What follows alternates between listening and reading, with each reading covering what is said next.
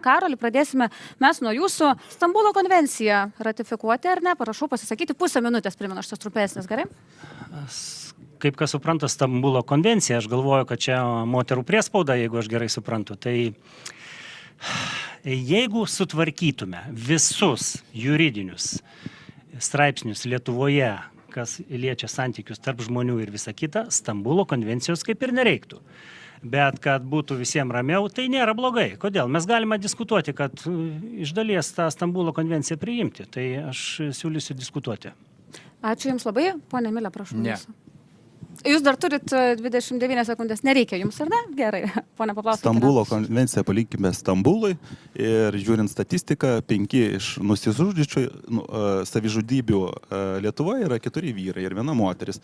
Tai kas daugiau patiria smurto, galėtumėm dar padiskutuoti mūsų šeimuose, nes galima atviras klausimas. Bet ne, tikrai ne, jeigu tai lieka Stambului. Ačiū Jums labai, ponė Savickai, pusę minutės. Jums. Net Stambulas pasitraukė iš Stambulo konvencijos, kaip žinom, Turkija pasitraukė, tai Lietuva iš tikrųjų neturi ratifikuoti šitos konvencijos. Pasisakau prieš ir Lietuvos ir Valstiečių žaliųjų sąjunga taip pat pasisako prieš. Ačiū Jums labai, ponė Skersy, prašau pusę minutės jūsų.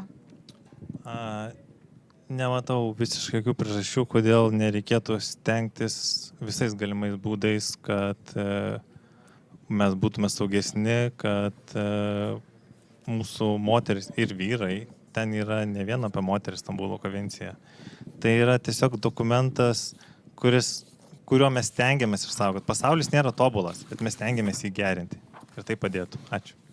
Ačiū Jums labai. Taip, ponia. Stambulo konvencija tai nėra kilęs pavadinimas nuo to, kad Stambulas kažkaip labai prisidėjo. Tai čia toks vienas remarkas.